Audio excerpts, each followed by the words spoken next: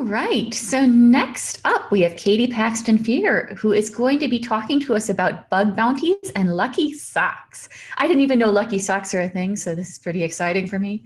And of course, bug bounties are a very important topic to a lot of us right now, and a growing importance to all of us, blue team, red team alike. So very excited for this talk. Katie, over to you. Yeah, thank you very much. So today I'm going to be giving two talks which are very closely interlinked, and you might be surprised by this. But if you happen to be somebody who follows me, you're maybe not as surprised as it may first initially seem. So the first thing I'm going to do is introduce myself, because as you watch enough conference presentations, you deliver enough of them, the first thing you have to prove is not your ideas, but in fact you're worth listening to. So my name is Katie. I'm also called Insider PhD. I'm a lecturer in cybersecurity at Manchester Metropolitan University. But I'm sure none of you know me because I'm a lecturer at Manchester Metropolitan University. I'm sure most other people know about one of my many hobbies. Now, I'm sure you're actually well known. You know me just because of my knitting, but I'm sure you might have also perhaps heard about my bug bounty hunting. So I do bug bounties as a hobby, right? I indulge on them on my evenings and weekends. And I also make a lot of YouTube videos talking about bugs and how to find them. I've found about 30 valid vulnerabilities so far. I started in June 2019. And I found bugs in organizations that range from the US Department of Defense to Uber to Verizon. So really a full spectrum of different companies. And I wanted to start this presentation by really giving the story of my first bug. And this is definitely me when I found my first bug, for sure. So I was very fortunate to be invited as a mentee at a HackerOne live event. And when I was there, I found my first two bugs and I earned about 1K. It's not a huge amount of money, certainly not for like a lot of tech people, but for me it was a lot of money. And I left that event thinking I'd never done any kind of penetration testing. I actually could have done security at university, but turned it down because I thought security sounds really hard. I don't want to do that. But I was like kind of bullied into going to this live event. And I was like, right, that's it. I'm bad at this. This was a complete fluke. This is never happening again. And I was very fortunate to be invited back to another live event during DEF CON. And I thought, well, I'm based in the UK. That's a free trip over to Vegas during DEF CON. Okay, I might be bad at it, but I'm certainly going to take advantage of this. And I found two more bugs while I was there. Now, as a previous life after I finished university, I went off in the world and I was a data scientist for a bit. And I found two more bugs while I was there. And my inner data scientist was like, yep, there's a trend there. That is, 2 attempts and 4 valid vulnerabilities. Like that's working pretty good. And as I'm sitting here counting all of my money, I'm spent it all on yarn. I went to one yarn shop and I spent so much money on yarn. You would not believe how much yarn costs when you have $1,000 in your pocket.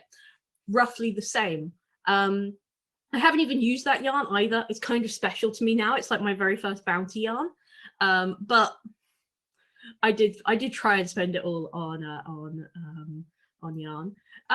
So if you're not familiar with the concept, because not everybody is, what is bug bounties? Now, in a nutshell, it's freelance cybersecurity. Bug hunters are freelance cybersecurity experts who find security vulnerabilities in other people's products and services. Instead of a penetration test where you pay for an engagement, with a bug bounty hunter, you as an organization pay per valid bug. You get paid for vulnerability found, and the higher the risk for the vulnerability, so the higher impact it has, the more devastation, the scarier it is, the higher the reward. And rewards can really vary. Like they can go from like $100 to $100,000. Like the spectrum is huge. And you hear people like me talking about how they spent all of their money on yarn, and you hear other people who've done up an entire kitchen. So they really do vary. And it's primarily about risk, right? So the idea is that if you pay a bug bounty hunter a lot of money, they'll be more kind of interested in hacking you and you finding out about it than one of the bad guys, essentially. who might be more interested in making money off of you than taking your money from you. But this kind of all rolls into kind of one idea, which is what is a bug? So when we think about bugs in software, we're actually often thinking of like software issues, like very much a case of, oh, there's a bug in this piece of software and it crashed. But actually, when we talk about it in the terms of bug bounty hunting, software crashing is not that much of an issue, and you're not going to be paid $100,000 for that. What you're actually going to get paid is nothing. You'll get a very nice email saying, thank you, but that's not on the developer roadmap this quarter. But when we talk about bug bounty hunting, what we're actually talking about is security vulnerabilities. So these aren't just like regular software issues. These are regular software issues which have a security impact. Now that impact might be really, really small. That impact might be, oh, if an attacker was to exploit this, they could like update your social media profile without you knowing. Versus like some exploits, which can be something like, you know, if someone was to exploit this, they could take all of your data. And really what makes bug bounty hunting perhaps a bit different from other kinds of penetration testing is that you can't, in bug bounty hunting, you can't just find the bugs. You have to show you can exploit them and actually play that role of a potential attacker. And primarily when you think about like, why am I paying all of this money to have someone deliver a presentation test but online? Actually what you're paying for is the exploitation step, and what people are paying for is being scared, but not in the kind of ransom approach of being scared, but in the kind of, that's a super spooky vulnerability, let's maybe not leave that in any more than it has already been in there for several years and we've not noticed. And this is what makes bug bounty hunting challenging. It is the exploitation of a bug, not just the finding of one. So this all kind of rolls together being like, is that legal? Are you sure that's legal? Are you positive that's legal? And the answer is yes. So bug bounty hunting is 100% legal, comma, as long as you follow the rules of engagement. We have rules. You can't just start hacking random companies. Like, do not do that. I'm explicitly telling you not to do that. Like, don't do that. Don't touch them. Don't get curious. Don't, oh, I'll just try. No, just leave websites alone unless you are following the rules of engagement. And what we'll see here is that if you're not sure, there are programs that have listed on their page and website that says very clearly, here are the rules, please don't break them. Now, the other thing from this is like, okay, what about kind of more broadly, legally speaking, things like, at least in the UK, the Computer Misuse Act, in the US, like the Computer Fraud Act. So the way these legal definitions often work is they have this idea of permission associated with them. So if you are following the rules and you're not breaking the rules and you are listening to people and you're not being bad, you have permission to do this. There's not a case that is like, you don't have permission, you will have permission to do this.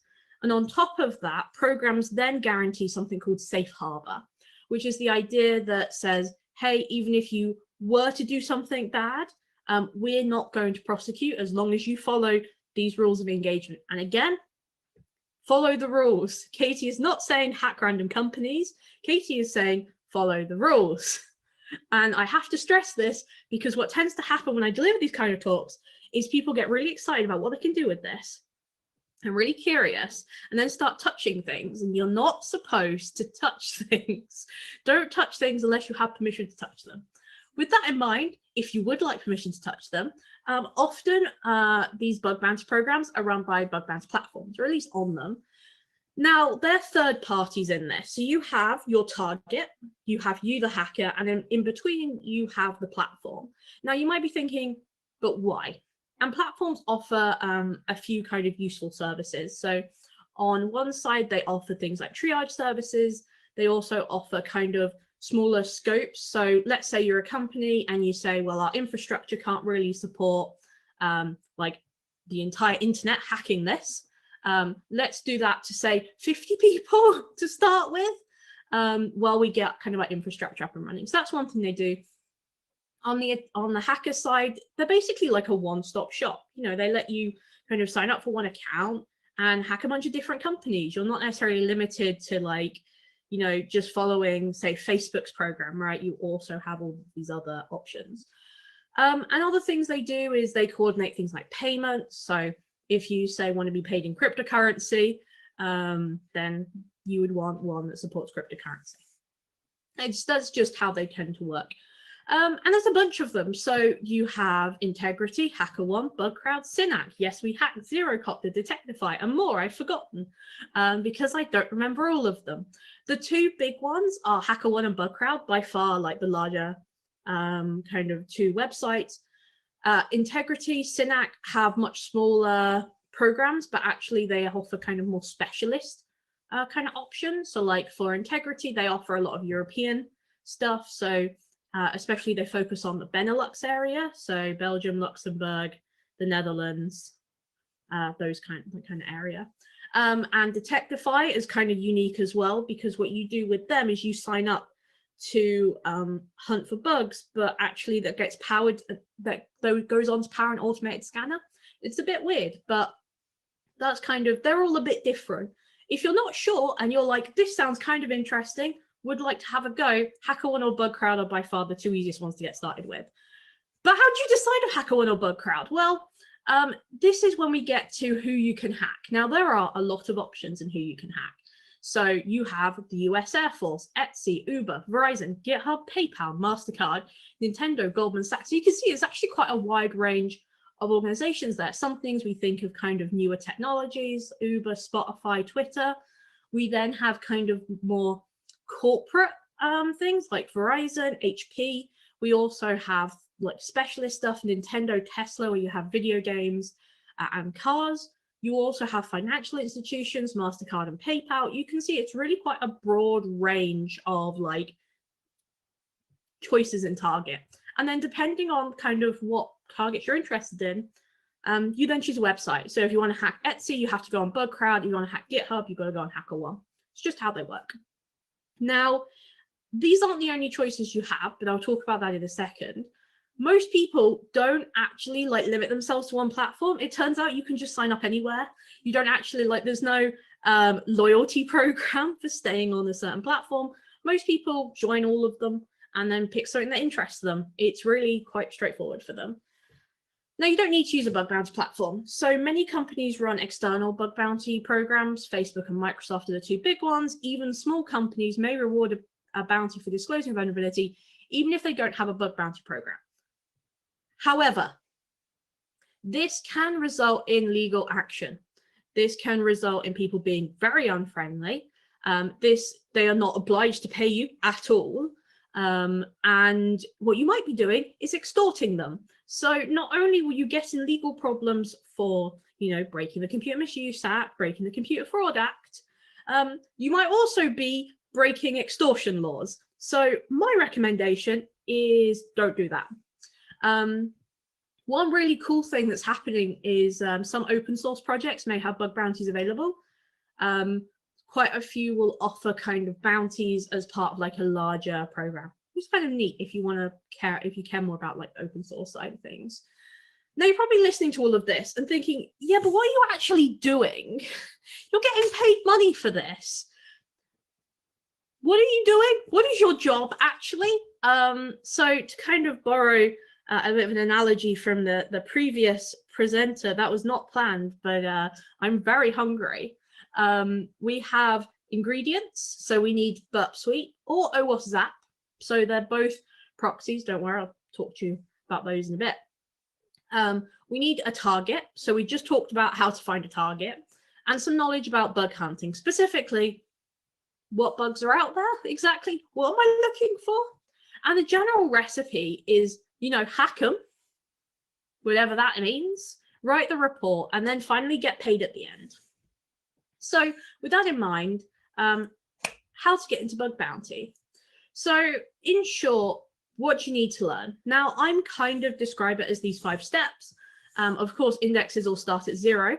So step 0 is learn how the web works. Now, quite often people will jump straight up into like exploiting bugs without really understanding the underlying technology of how the internet works. And that can mean that you start to get in a position where you don't really know what you're doing, and you might accidentally cause either unintended harm, or you might think you've got a bug, but actually what you found is just how the internet works. The next step is really how to use burp/zap, so how to use the tools of the trade. Next one is what bugs are actually out there. And then really the next one is kind of they're both interlinked, which is how to exploit them.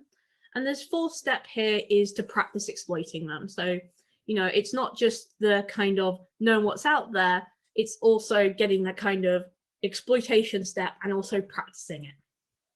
So with that in mind, how does the internet work? And I took a networking course when I was doing my undergraduate degree. I have an undergraduate in computer science. And I had a networking course, and I went to all my lectures like a good student because I'm a nerd. And I couldn't help but think that the internet is magical and shouldn't exist. And if you learn networking and don't come out with that kind of like result of being like the internet should not exist, how does this work? This is sorcery. I think something has gone wrong in your education. The internet is actually really complex, and that's good in terms of being a bug bounty hunter because there's quite a lot of things the internet wasn't built for that we use it for. So a really good example here is the fact that HTTP by default is stateless. So it doesn't care who you are from like one website to another page on the website. Like it doesn't care who you are. It doesn't know who you are. But we went and invented logging in, which means that then wasn't going to work. And then we had to invent cookies to do that. Unfortunately, then cookies then led to things like cross-site scripting and the ability to steal cookies. When we then start going, well, we'll make some cookies secure, so it's less of an issue. You then have on top of that, oh, well, that's fine. We'll just use a vulnerability called CSRF in order to do the same thing and steal your account. And you go, well, actually, we've invented another cookie to solve that problem. And you end up realizing that the internet is quite literally built like a house of paper cards, and you're sitting there blowing on it. But that's the first thing to learn. Like I would say your bare minimum to start with is what a request is, what a response is, and what the difference between the two are. The next kind of thing here is then using Zap or Burp. Now they're both do the same thing. They're proxies. Now you might be more familiar with proxies as in like what you used at school to get around like your school's firewalls to stop you from looking at stuff on the internet you shouldn't have been, like playing games all day. But actually what these do is they sit between like your computer and the internet and will show you what your computer is doing. Like, we load up a website and we've never seen a request. We never know what a response is. We don't know that there's actual text that's being sent. And I've been a web developer since I was about 13. I was very into Neopets as a child. Super, got into computers at a really young age. Started programming at a super young age. It was until June 2019, so when I was 25, 26, that I'd ever seen a request before or a response and seen what they look like with the headers and everything. But this is what they do. They sit in between. And what we want to do as a bug bounty hunter is touch them. Like we want to start fiddling with all of the little things in here to try and make it do something it shouldn't do. So if we see an ID, we want to change it. We see a number, we want to make it negative. We see, like any other values, we want to start playing with them. Now, what bugs are out there? So most people will give you the OWASP top 10 list. If you know the OWASP top 10, you'll realize this is not the OWASP top 10, and you'd be correct. This is HackerOne's top 10.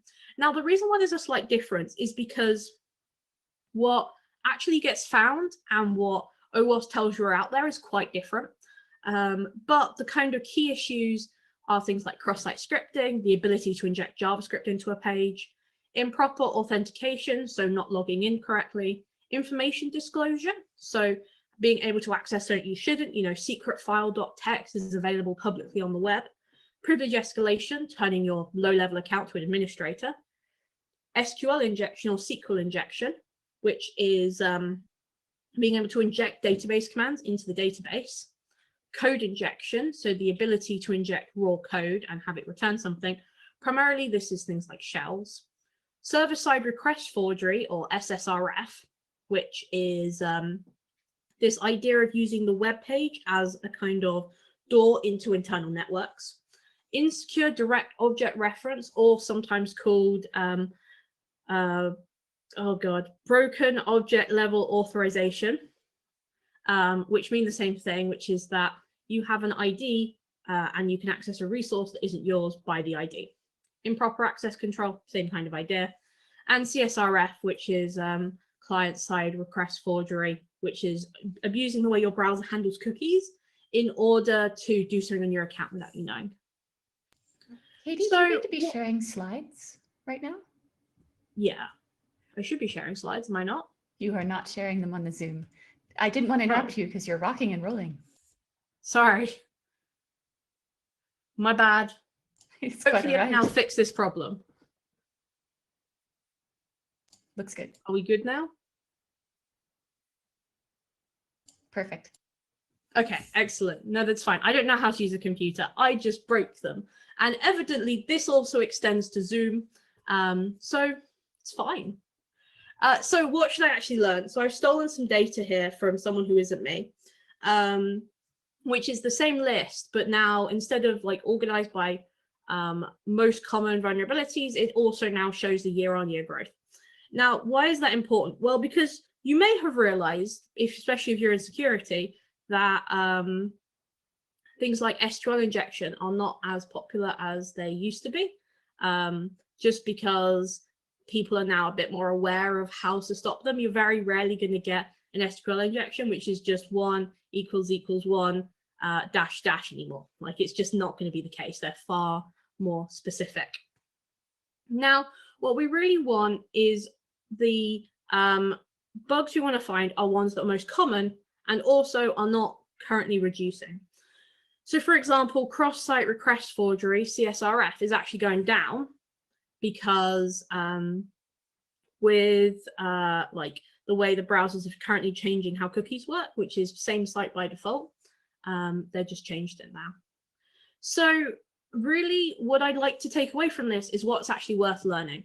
So first is information disclosure, second one is access control, third one is IDORs, and the final one is XSS. They're a really good place to start out. If you are curious about learning this more, I have an entire YouTube channel that talks all about them and all of their little intricacies. And the next thing I mentioned was, how to exploit them. So we have securitycreators.video, and there's a bunch of people who also make YouTube content. So I can't be ever accused of, self-promotion if I also promote other people as well. My name's also on this list, and you should definitely subscribe to my content. So one other way I really like to do it is write up. So listening to how other people figured this stuff out can be really helpful in working out how you can exploit things in the future. There's also disclosed reports. So both HackerOne and BugCrowd just disclose reports publicly. You can go ahead and read them. People also often suggest courses. I don't really like courses because I think with bug bounties, most people think they're going to become millionaires and then spend money they don't have to become millionaires. And I just don't think that's very good to recommend. So I'm not going to recommend courses, but I am going to recommend the multitude of free resources out there. And that goes as well for practice. So I really like some of the free resources. The Web Security Academy by Portswigger, they're who make Burp. They do a bunch of labs on all kinds of vulnerabilities. We have the Hacker 101 CTF by HackerOne, which is published by HackerOne, of course. And honestly, there's so many web-based CTFs out there. I can't make one recommendation and go, here is everything you need, and now you can go off and just sort it out yourself. You now know. I think that it's really good to get a bunch of different practices. My favorite way of practicing is to actually hack something. I think by the time you're listening to me talking, you know more listening to me than I did when I first started. So I can only imagine that's repeatable. And I've recommended some paid resources here. So try HackMe, Pentester Lab Pro, Bug Bounty Hunter, same kind of idea, you just pay for it. But maybe don't start out by paying for things. Maybe just start out seeing whether or not you like it, then decide if you want to pay for it. So let's talk about luck versus skill. Now, I'm going to tell you something most people don't tell you, which is that bug bounty is partly luck. to find bugs, and especially to find them well, it's a combination of skill and luck. Now, when you first start out, you're probably looking at like 80% luck, 20% skill. And as you improve, your skill becomes more of a factor and luck less of a factor. And what pros really, like the people who make literally millions, have found out is they've developed specialities of things they're good at. So when you first start out, it can very much feel like you versus the person they tell you not to worry about meme. But actually, when you first start out, you can actually find more than you think you do. But let's talk about turning the tide in our favor. So quite often people will tell you, go for a public program, go for a private program. If you're really worried, you can go for a private program. If you sign up to Hacker 101 and you do some of the CTF, not only will you learn something, but you will also then get private invites, so you can start actually hacking. We also have industries. So any industry, if you've already used an application, that is a huge thing to start out with. What asset to hack? Mobile apps. Most people don't hack mobile apps, but I'm going to be honest with you and tell you my secret, because my secret is the socks. It's the socks. It's definitely the socks. I always find bugs when I wear socks. Of course, I never don't wear socks to hunt bugs, because why would I do that? That's not very lucky. These things are obviously not related at all, and it's really the socks which are doing things. So what makes a lucky sock lucky? Well, it is making them yourself by your own two hands with string and needles. Yes, if you watch my YouTube videos and listen to some of my other talks, you will now have a live demo. Unfortunately, the live demo wasn't in the part of the presentation you perhaps expected it to be in this time. So let's talk about making your own lucky socks and how you can do it. So knitting in a nutshell. So knitting is the act of turning string. So we call it yarn. That's yarn, not wool. In the UK, people often call it wool, but it is just called yarn, and it can be made out of lots of materials, not just wool. Now, we use our knitting needles. So these things, they're not very sharp. They're very much not very sharp at all. And we turn yarn and we do it into stuff. And how do we do that? Well, we do loops. So we have loops and we have loops and then we have loops. And there's a lot of loops. Now, in knitting, you have two main stitches. So the first one is called the knit stitch. And the second one is called the purl stitch.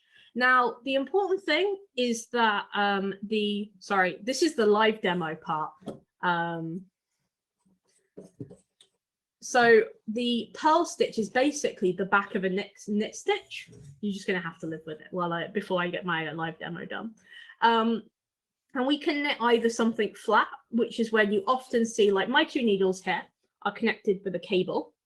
But quite often, if you've ever seen knitting as on television, they're two giant straight needles, and that's knitting flat. I'm going to show you how to knit in the round, because obviously socks are not flat.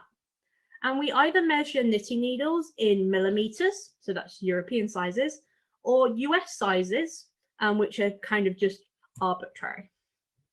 And here are the two different knitting needle types. So on the one side, you have the cable needles with a cable. So this is knitting in the round.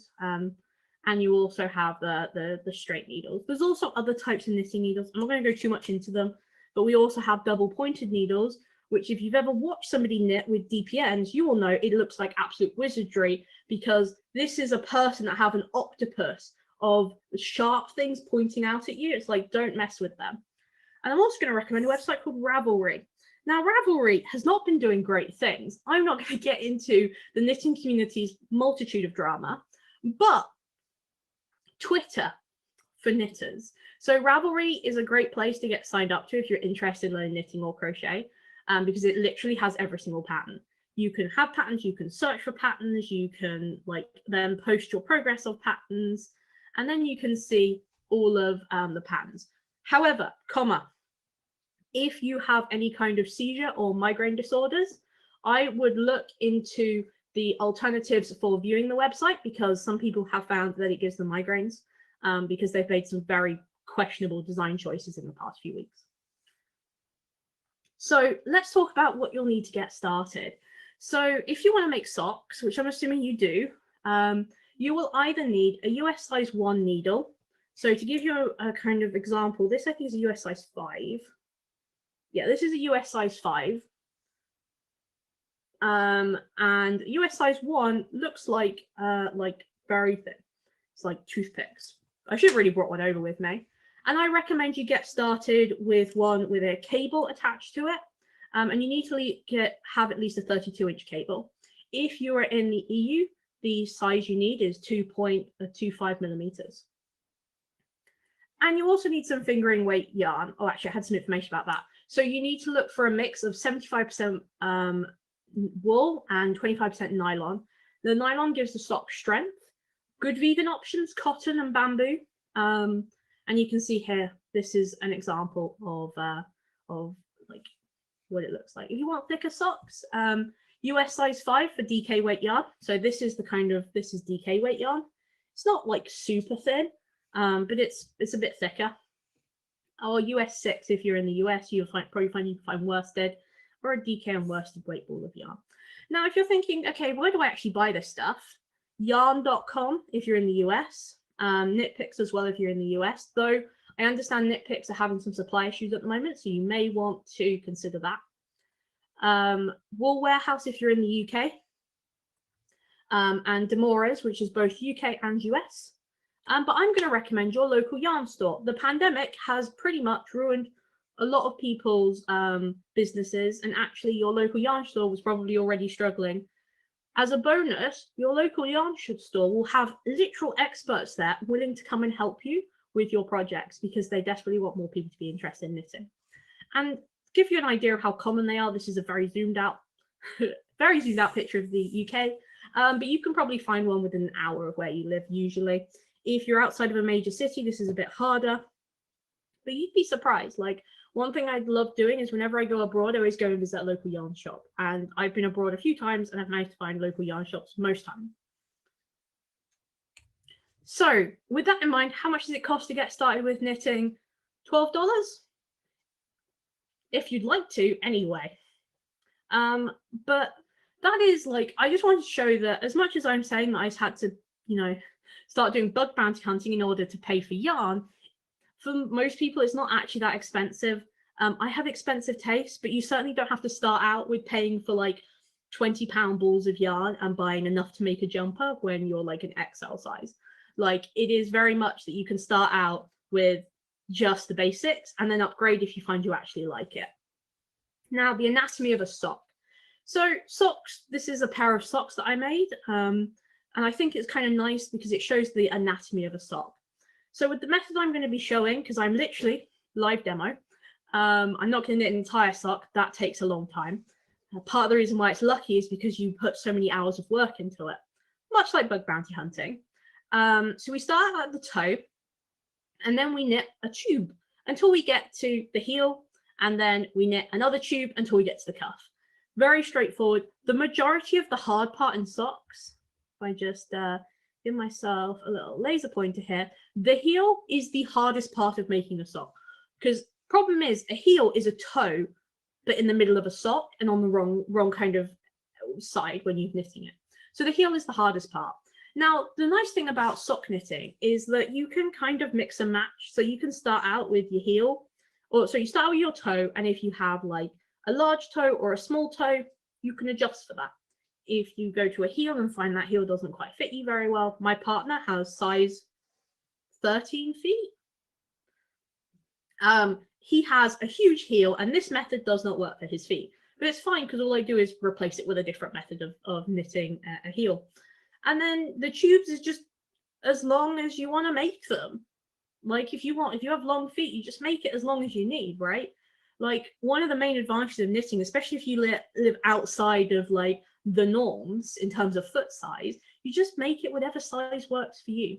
And then we have the cuff at the top, and for the most part, from like this point, it's plain sailing. Majority of knitting for a sock is knitting a giant tube. Right, let me give you some numbers, because if there's anything knitters love more, it's maths. Here are some numbers to start with if you want to get started with sock knitting. My recommendation is to knit an adult medium. Even for my partner's size 13 feet, a medium fits him fine. And for me, a medium fits me fine. So I don't know what that kind of sorcery is, but knitting stretches more lengthways than it does up and down. Next step is to make a fake foot. So to make a fake foot, you draw around your foot and cut it out, and you'll use that to check the size. One thing I do is whenever I knit for people, I ask, hey, can I take a fake foot? Sounds really weird, is really weird. It's not as hard as it seems, and what you do is just periodically as you make the socks, you just check. Okay, right, slide over, let the knitting begin.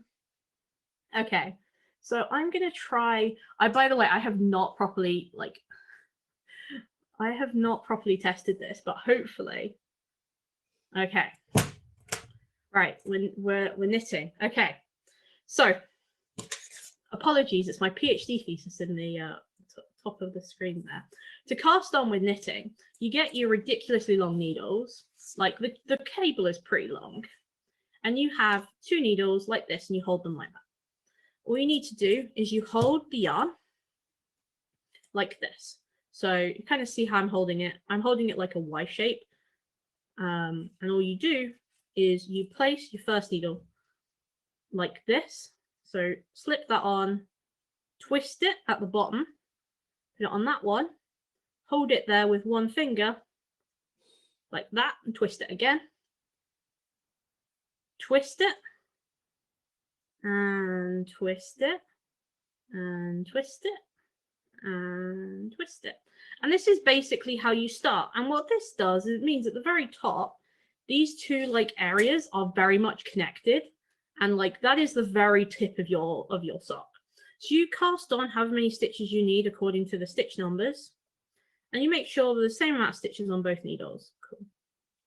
So now you just hold it like this. So make sure it doesn't fall off. Pull out this needle like so, and now you're ready to start knitting. So for the first thing, we knit through the back loop. So I'm really sorry, I should have probably got chunky yarn for this, but we knit like this, hold our yarn, wrap it around, pull this knitting needle out, and let that stitch off the needle. So go in through the back, wrap it around, and then just catch it like this. So what I've done is I've kind of caught the yarn with my hand, and this looks like I'm doing wizardry right now, and I know it looks like I'm doing wizardry because I remember seeing people knit for the first time and thinking, wow, you're magic. But actually it just takes practice, and it goes into your working memory, your muscle memory super quickly. Now once we're done, all we do is we put all the stitches back by pulling on the cable to get them back on the needles, like so. And then, so we're in this position, we take this one here and we go back in again, and then like so. So we carry on going all the way. And one thing to note is that I'm using metal needles here. Metal needles are very slippery because I have good control over the stitches. Don't start with metal needles, they're really hard to use to start with. So go into that, and again, pull that out. And as you can see, we now have our very first little row of stitches. Sorry, the focusing on this webcam is not great, but we have like a little row of stitches, and then we just keep doing that until we have the sock, right? Well, I did say there'd have to be some shaping here. So I'm going to put the full slides up available on probably on Twitter so people can see, because I've actually got an entire pattern if you'd like the easy way to get started with sock knitting. Well, you have to just have my hands. So we cast on using this particular technique. And let me tell you, I learned knitting completely using YouTube videos. They are amazing at getting started with knitting. Like 100% YouTube knitting teachers have saved my entire life. So we cast on a number of stitches. We add a stitch marker so we know we're starting. And then we knit a toe. Now, this is the pattern for a toe, but essentially what we make is like a wedge shape, and we keep on increasing until we have the number of stitches we want. And how do we know we've got the correct number of stitches? Well, we put it around our fake foot.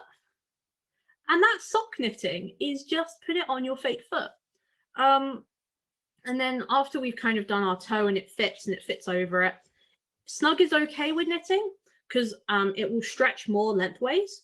So here is another piece of knitting. This is a baby jumper, by the way, very cute.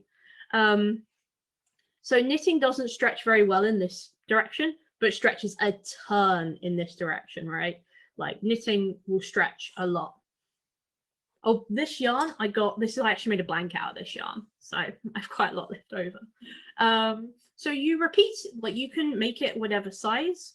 So you can repeat row 2 and 3, so just increase it and then make it a little bit bigger. If you're worried about sizing, just keep on checking it. That is the point of the fake foot. You just keep on checking it, and then when it works, you know you've reached the correct size. And then you knit a tube. Yep, that's it. You knit a big long tube until you're happy with it. This takes a while. This can take like a good few days, like over a week to knit a big long tube. It's great for sitting in front of the television though. Like you sit in front of the TV with your knitting, you just sit and chill. Or for me, I sit in front of like YouTube and sit and knit. I spend a lot of my time like listening to conferences, like I was making the baby jumper before I got started and before I was invited into the green room. So it takes a while. And then, you know, you just keep on checking it. And once you get to the heel of your fake foot, that's when you've got to the correct number of, like, the correct length. And you knit a heel. And the heel is the hardest part. Now, there is a great heel called Fish Lips Kiss. But the theory is you make a sock in the middle of like you make a toe in the middle of your sock. And that is what a heel is. Like a heel is nothing more than that. And you basically, this is kind of confusing. But you essentially knit one less stitch each line, which creates kind of diagonal. And then you knit one more stitch, which creates the opposite diagonal. And then when you put that together and fold it up, because this is 2-dimensional, this is a 3-dimensional piece, it turns into a heel and magic. But then you go back to the tube. And again, the tube takes a long time.